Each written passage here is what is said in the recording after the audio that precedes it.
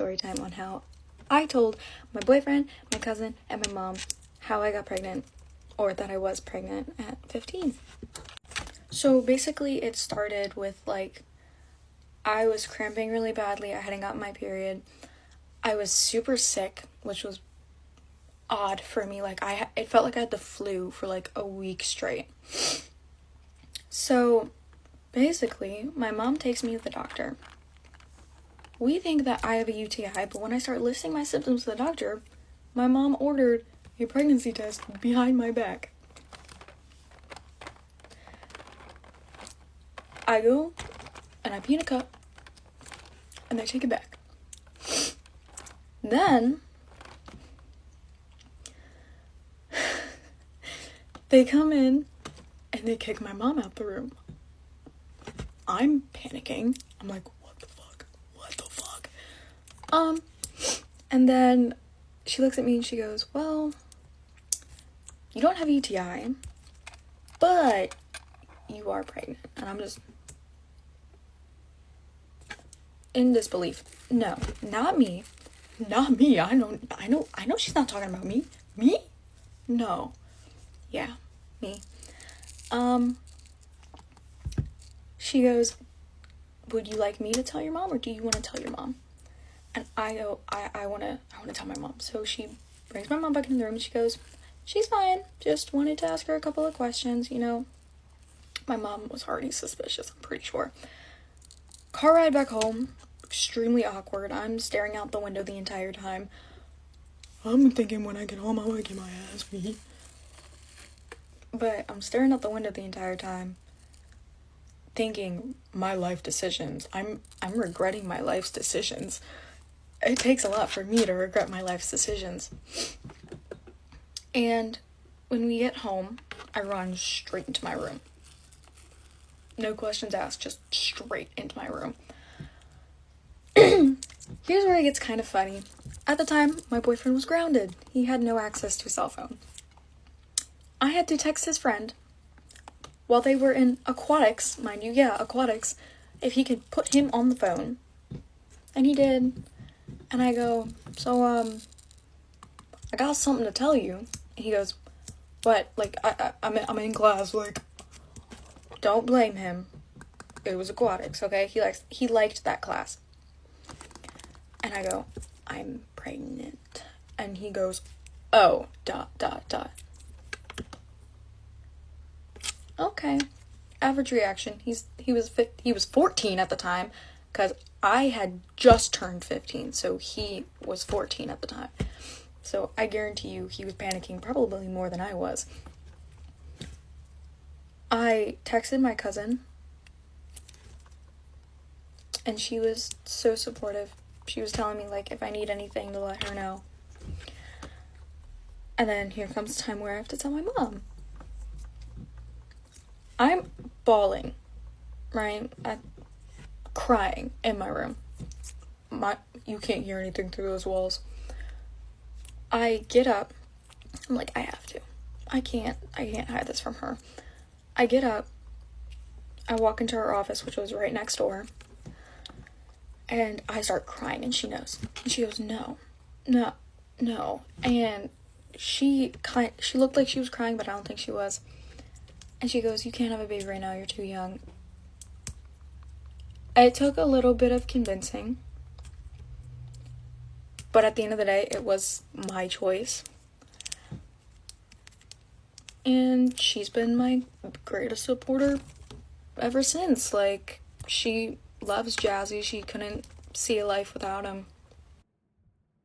So back when I was homeless, I would babysit my friends' kids in exchange for somewhere to stay. So I started making ads on Craigslist offering babysitting services. So I get an email from a woman named Eileen, and she says that she has an adult son who is disabled and she needs someone to come over and sit with him while she works. She said that he was in his 30s, he was permanently disabled, he couldn't walk, talk, use the bathroom, or eat on his own. So I asked her what happened to her son, and she said when he was a teenager, he fell off a horse head first and got brain damage and was paralyzed from the neck down. She said he can't talk or communicate, but sometimes he'll moan. You won't really have to to do anything but sit there and just make sure the house don't burn down, because by the time I go to work in the evening, he's already going to bed. So she calls me and asks, when can you start? I said, tomorrow. She said, we'll be here at 4:30, but if I have to go into work early, I'll just leave a note on the door for you showing you what I want done. Next day, I get there around 4:35, and I find a note on the door that said, hey, I had to go into work early, but Jason's inside and your money's on the table. Make yourself at home. So I crack the door open, and I can see a man sitting in a wheelchair in front of a TV with his head tilted, and when I walk in, I say, Jason, and he doesn't respond. So when I get to the kitchen table, there's an envelope with my name on it, and when I open it up, there's $200 in it. So I thought, okay, she's serious about the job. This is for real. I found a long note on the refrigerator of things I needed to do. 8 o'clock supper, 8:30 diaper change, 9 o'clock bath. So I spent the night doing everything on her list, and then I put him to bed, and then I went to sleep on the couch, and I was just glad to finally have a roof over my head. Now, Eileen had these alarms set to let you know when to go feed or change Jason, so one of these alarms went off around 2 a.m. and it woke me up. I check on Jason, and then I go to the bathroom, and when I look in the mirror, my hair is balled up and has a big matted spot where something is like dried up in it. I'm thinking, did I drool in my own hair? What the hell is that? And I have to rinse my hair out in the sink and pick the shit out. So by 12:30 the next day, Eileen has still not come home from work, and now I'm making Jason lunch. So now it's time to wash him, and while I was giving him a bath, I could tell he was physically very excited, and when I was drying him off, his hand grazed across my ass. But I'm thinking it was an accident, because when you work that close with patients, you're bound to bump into each other one way or another. Trigger warning, this part is disgusting. So after his bath, I put him in the bed, and then I went and laid on the couch and took a nap, and when I woke up, that same shit was in my hair again. I had my hair pulled back tightly, but once again, it was pulled out like this and looked like someone had jizzed in it. So I'm leaned over the sink, rinsing my hair out, and I hear stomping in the hallway, but when I look out, no one's there, and Jason's in bed asleep. So now it's after dark, Eileen still hasn't come home, and now I'm Skyping with my boyfriend when I hear Jason moaning in the bedroom, so I go to check on him, but nothing's wrong. I get back on Skype with my boyfriend,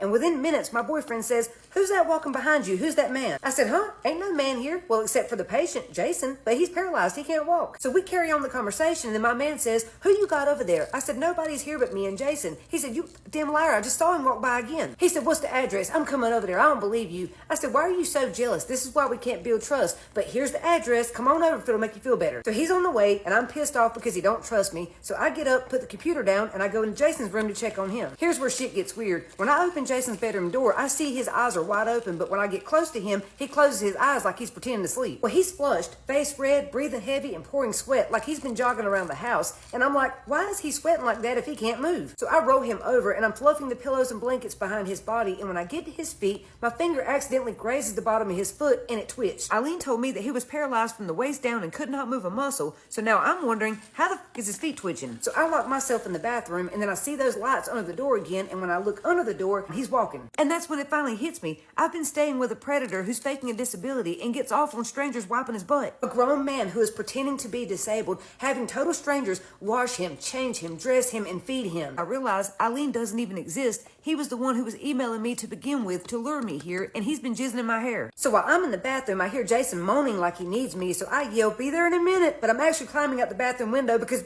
I'm leaving. My man shows up with a weapon, and we go in the house, and he takes one look at Jason and says, that's him, that's the man I saw behind you. So my man starts yelling at Jason, get up, boy, get up, come on, you ain't fooling nobody. You want to play games with my old lady, I'm gonna f you up. Well, then my man fires a shot beside Jason on the bed, and that made Jason flinch, and then Jason jumps up and takes off running out of the house. My boyfriend follows behind him and fires another shot, and then I grab my boyfriend and snatch him back, and then we get in the car and leave. So as we're leaving, we stop by the mailbox to try to see who lives there, and when we open it up, it's jam-packed full of mail. It hadn't been checked in months, probably years. So we go back the next day, and a neighbor tells us the homeowner was put into hospice months ago, and that's why the power's still on. And squatters had been breaking into the house and staying there. And one thing we couldn't figure out was who called me that first day pretending to be Eileen, because the person I talked to sounded just like a woman, but it could have been this guy, I don't know. So I go to try to file a police report, and they won't even let me talk to a detective. They said it sounded like a scam, and they didn't handle those types of cases. Then my boyfriend gets mad and cusses me out for being homeless, saying I need to get my shit together. I said, I'm doing everything I can do. I don't have people paying my bills like you do. I said, you 30-something years old, still living with your grandparents, mooching off of them, got them paying all your bills, and you trying to tell me I need to get on my feet? When I was homeless, I went through hell. I was put in some very scary situations just to have food and a roof over my head. At one point, I was sleeping in my friend's pump house, taking baths at the lake, selling aluminum cans for money. I didn't want to, but I had to. When you don't have an income, a home, or support, you do what you got to do to survive, and that's what I was doing.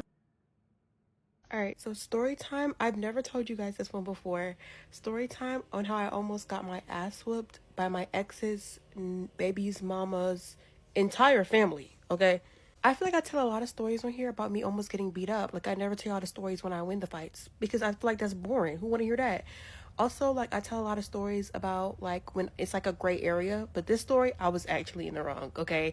This is, like, some of the worst shit I've ever done. Like, feel free to judge me. I'm not a perfect person. And I feel like people come on here and they tell y'all all these, like, stories times to make y'all feel bad about them. Make y'all feel like they're always the victim.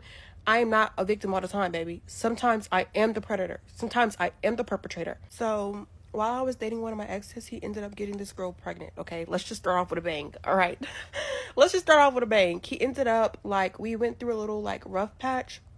And he ended up meeting this girl, getting her pregnant. The way that I found out that he got her pregnant is because he came to my house and was staying the night and left his phone in my room. And I went through, bitch, because he never changed the password. And I saw her sending pictures of, like the baby's gender. I guess she had, like, a gender appointment. And, like, he missed the appointment because he was at my house, first of all. But second of all, look, he was not a good man. And she was sending him, like, pictures of, like, the sonogram and, like, telling him that it was going to be a girl and everything. And I was, imagine me, like, having a good day. We picked out a Christmas tree. We went shopping at Hobby Lobby. I get home and something's in my ear telling me, check that phone. Check that phone. I checked that phone and it's sonograms in the phone. Bitch, I almost passed out. I almost passed out in that hole. Okay? So I confront him about it and this man starts crying. And I'm like, no, these tears aren't going to work on me, baby. I want to fight. Like, I don't know what you crying for. I'm going to give you something to cry about, for real. So I ended up getting the girl's phone number off his phone. And when he left my house that night, I texted her and was like, what's going on? And she was basically like, oh, yeah, he told me he has a crazy ex. He told me, like, you're not going to ruin our family. Like, I know all about you, how crazy you are, how you do weird, crazy things. And, like, he told me, basically, he told her all about me. And she said, I'm not going to ruin their family. They're going to be together. I wish I could have a baby. She was going off. First of all, I don't wish I could have a baby by a bum. I never wished I got pregnant by a bum. You're delusional.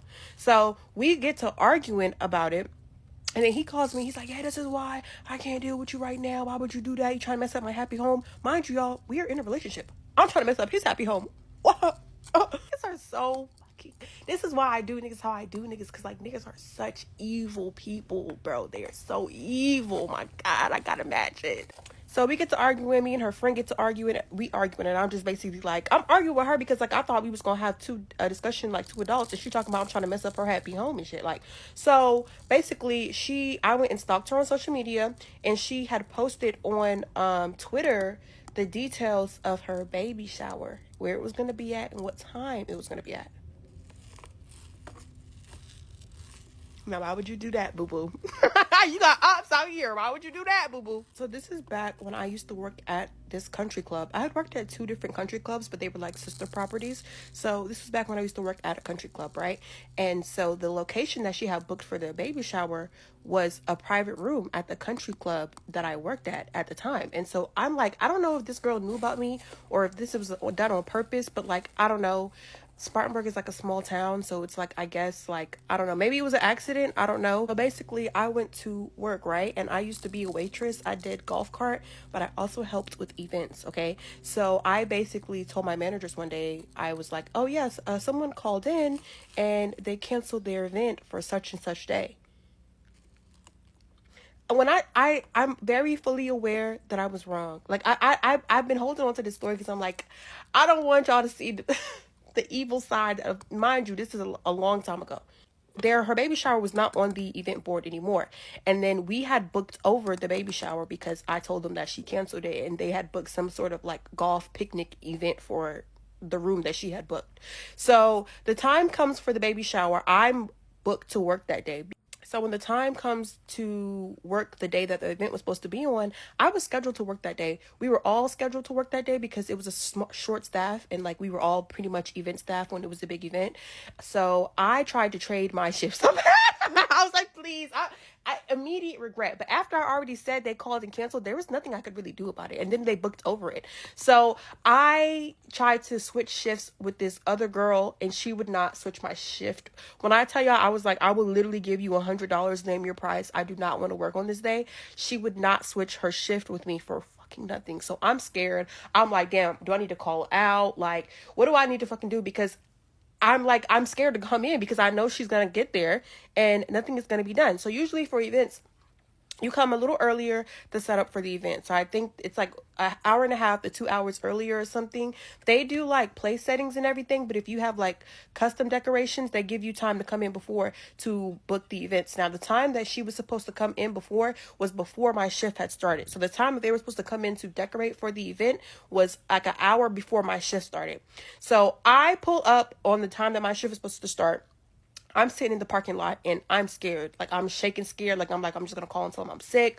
But like, again, it's a short staff and I would basically be like leaving all my coworkers to fend for themselves. And I was like, no, I'm not going to do that. And then like, I had already called out. So I was like, shit, I'm kind of stuck right now. So I'm sitting in the fucking parking lot and I am super fucking scared. I'm calling my friend. I'm talking to her and I'm like, I'm scared to go in here. So while I'm sitting outside, it's like 10 hours past my shift start time. My manager calls me and she's like, hey, the event that you told me that someone called in and canceled the other day, they're here to set up for the event. And they said that no one ever called in and canceled. Who did you speak with? And like, I don't have an answer for this because the phone call was fake. So I'm like, yeah, I don't remember. They didn't leave their name. I'm not really sure. And she's like, where are you? And I was like, yeah, I'm in the parking lot. I'm about to come in. So I'm walking into the building up the steps and my manager is sitting on the front steps of the property. And it's like the girl, her entire family, they have balloons. They have like the whole shebang. She's all dressed up. My boyfriend at the time, well, anyways, he was not there. It was just her. When I walked up, she recognized me. And I'm like, I don't know how she know what I look like or what, because the only conversation we ever had was the conversation we were going back and forth about me ruining her happy family. So she recognized me and she's like, it's confusion. I first see confusion on her face. And then my manager is like, hey, so these are the people who booked the event. Like, they're trying to figure out who called in to cancel the reservation. And immediately she was like, oh, I'm not going to say his name. You're Jeffrey's girlfriend. And I was like, I just stood there. I'm like, I've never been so much in shock in my life. And I'm like, and I just stood there and then it's just silence. Like, it's just minutes of fucking silence and we're all looking around and then I'm like, okay, yeah. Because like, I'm not gonna lie. And then it turned into just complete fucking chaos. Basically, we're outside on the steps of the country club and we are like, all chaos has broken loose because the girlfriend, she's not even his girlfriend, his baby mama noticed who I was. And so we're sitting outside and she's basically telling my manager, like, I feel like she did this on purpose because we just got into an argument about such and such and such. And my manager's listening to them and I'm just standing there because like, I don't really have a rebuttal because everything she's saying is true, Your Honor. I actually did do that. Like, so as we're sitting outside and they're going back and forth with my manager, her sister puts like the decorations down and then she's like, okay, so if we don't have our baby shower today, somebody's getting their ass whipped. Jesus, please. Not at my job. My manager's like, okay, I'm just going to call security because this is escalating. She's sweet. What a sweet lady. She was trying her best to escalate it. She's like an older white woman and she was trying her best to de-escalate the situation. She's like, I'm going to call security because it's starting to get violent. And so her sister's like, no. And they start getting super like amped up and packed up and hell was breaking loose. So I tried to sneak around my manager to walk into the building and the sister comes up behind and walks into the building. She's like, I don't know where you think you're going because we need to settle this because if nobody's having a baby shower today, somebody's getting their ass whooped and it's going to be you. So my manager comes in and she like gets between us and she's like, I'm gonna call security, and she's yelling at one of the wait staffers because people have started to come out of the kitchen to watch the kerfuffle. I don't know what that word is. Kerfuffle, the chaos. So she's like, call security. And I'm trying to like, I can't really go back into it because I'm at work, so I can't do too much. And also, I'm supposed to be innocent. You know what I'm saying? I can't really reveal my grand plan, my master scheme. So I'm sitting here, I'm like, I don't know what you're talking about. Like, someone called in and they canceled it. I didn't even know it was your baby shower. How was I supposed to? I was like, how was I supposed to know this is your baby shower? Bitch, you know this is the motherfucking baby shower. I don't know. Anyways. So mind you, this is a country club. It's a very big country club. And it's like the security is not in the damn kitchen area. They're not in the main building. So they have to get on a golf cart and come from the opposite side from this where the security stay at, where the gate is at. And so I'm like, oh my God, like I just need to hold on for a little while. And there's like another waitress. His name is John, big John, because he's big as hell. He comes out and he's trying to like corral them to the door. He's like, you can't come in. And they're trying to go around John to get to me at this point. And so there's another girl who does events. My manager, she works with me in the kitchen, but she helps out with events. But the main lady that does events comes out and she's like, what's going on? So they start explaining it to her and she's like, okay, yeah, like we could accommodate them. We have another room. Like, let's not worry. We could accommodate them. So They actually end up staying. So she gets them another room for them to have their baby shower in. So my manager and then pulls me to the office and they're like, what just went on? I was like, yeah, I know her, but this has nothing to do with me. And like, y'all, I have a very sweet, innocent voice. Like, and even back then, I was a lot lighter and I was a lot sweet and innocent and quiet. They were like, no, it's okay. Like, it's probably just a miscommunication, whatever. So I'm like, okay, cool. I'm not going to lose my job today. So the night goes on. They have their baby shower, they leave, okay? So I get ready to leave after I clock out of my shift late night and I go check my phone because you're not allowed to have your phone on the floor when you're working. And I have like messages of her, from my baby daddy, and from her friend that I was arguing with, being like, bitch, I know what you tried to do. Like, we're gonna beat your ass when we see you. So I'm not too worried about it at this point because I'm like, when is that bitch ever gonna see me? You're not gonna see me, bitch. What didn't dawn on me at the time is like, my ex know where I live at. Oh, okay. You got me, bitch. You got me now. So I'm thinking everything's cool at the time, right? So my shift ends, I leave, I go home, I pull up to my house. There's a car parked outside of my house. I'm like, it was like a townhouse neighborhood. So I'm like, maybe it's my next door neighbor. When I pull past the car, I can see her and her two sisters in the car. And I'm like, do I turn around? Like, I need to get out of here now. Like, I don't know. So I park my car and I'm like, I'm like, get myself prepared to fight because clearly we're just about to fight. So I get out the car, they walk up on the side of me, they don't change clothes and everything. And they're basically like, so like, you try to pull that shit, like now just drop your shit, like let's get into it. They want to fight. And so I'm standing out there and I'm like, all right, like we can fight. That at this point, it's like I already did what I wanted to do. And honestly, I was very pissed off and angry about the whole situation with the baby situation. Not that it was her fault, but I was just really angry. And I was just like, I can take my anger out on anybody right now. Like, bitch, I'm real stressed out about it right now. So we get to going at it. Me and her one sister, I'm thinking this is a one-on-one fight. Me and her sister, we're fighting in my front yard. My neighbors across, there was this really nice lady that had like 17 kids or whatever. She was across from me. She came out to watch the fight and she comes over because we're kind of cool. And so she's watching the fight, making sure that nothing like goes crazy and we're fighting. So it's more so like of a tie. Like that bitch was really trying to swing me by my ponytail and I kept knocking her off her feet. Cause like, come on, like, you need both hands to fight, ho. So she kept trying to swing me by my ponytail and I kept knocking her off her feet. So I knock her off her feet one time and I feel a big ass bitch on top of me. And I'm like, hold on, how many of you are there? Like, what's going on? I'm feeling like, bitch, are y'all trying to jump me? They're trying to jump me. So as I'm on top of the girl, because I've knocked her down and I'm like hitting her other sister, I'm assuming it's her sister, I don't know, maybe her friend, comes and is trying to pull me by my hair off of her. So now it's a 2-on-1 situation. So my neighbor is trying to split the fight up, but we keep going at it. And all I hear in the background is the pregnant girl talking about beat her ass. And I'm like, this is what I live for, but also like, oh my God, like this is not my, honestly, this is not my first time getting jumped. So it's like, it's not like a big surprise. I run my mouth too much and I do too many crazy things. So this is not a big shocker for me. It's also like my third time getting my ass jumped. Like I've been jumped before, Bookie. This is not breaking news for me, ho. So the police end up showing up and they separate us and they're asking everybody what's going on. And I basically said like they came to my house to fight me. We engaged into a physical altercation and then they tried to jump me. And then they go and get their side of the story and they're like, basically, this is my house, so do I want to press charges? And I was like, actually, yes, I do. I can be really evil sometimes. Like I literally started this whole altercation anyways. So yeah.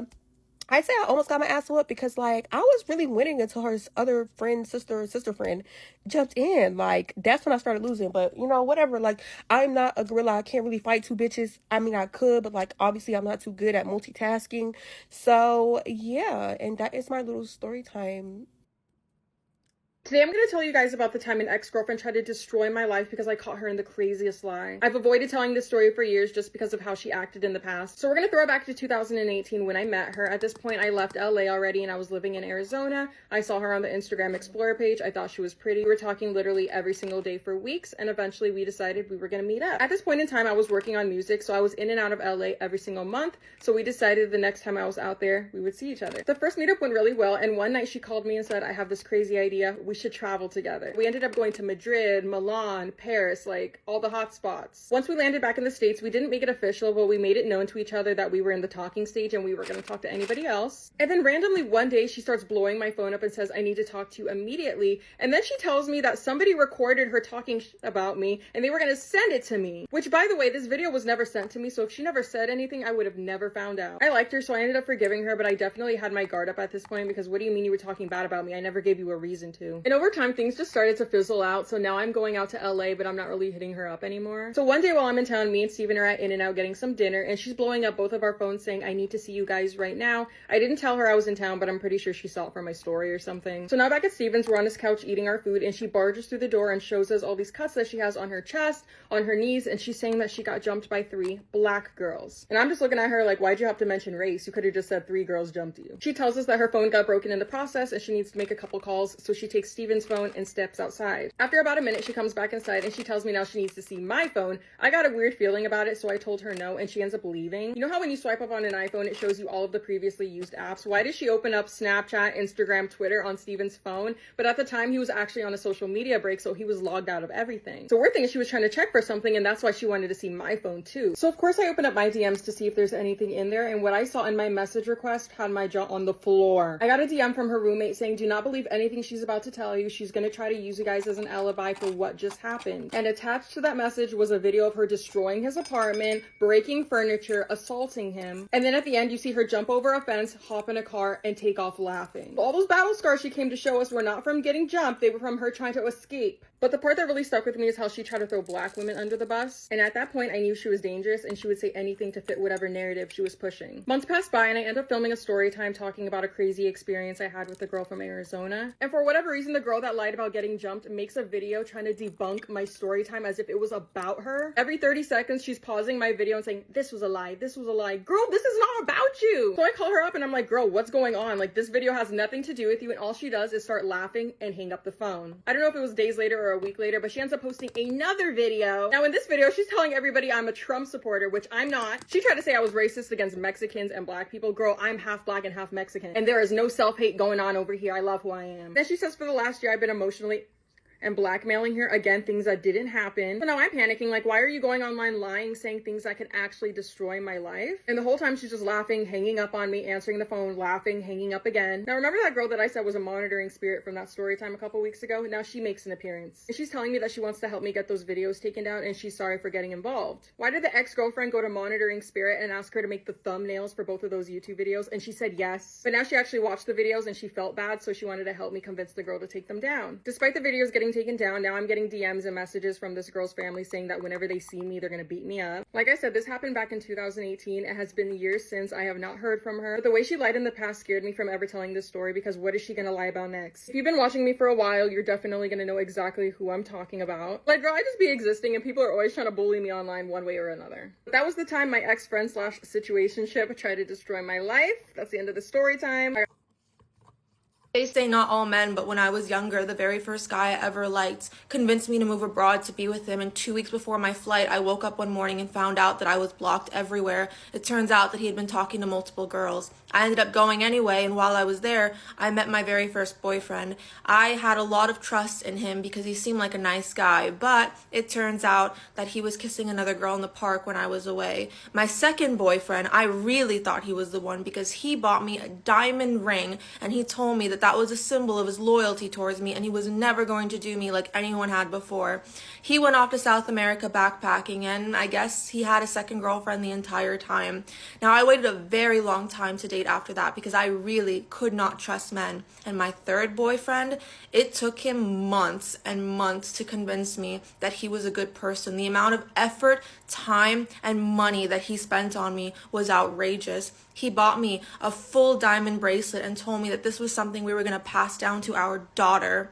A few months later, I caught him cheating on me on Snapchat with another girl. And then he went off and dated her. I told myself that I was going to stop dating men that didn't really know me. And I was venting about this on Instagram, and one of the guys that had been following me for years and years on Instagram was telling me how sorry he was for me, and he had been always there to congratulate me and respond to my stories in the past. So we met up, and he told me that he had always liked me, and we went on a few dates together. And before I went off to Japan, he bought me this little book, and he wrote in Japanese in the back of the book a message for me to translate. And it was a message about how much he liked me. And I thought that maybe, just maybe, this was meant to happen, right? Like everything that happened to me was because of this guy that I was supposed to be with.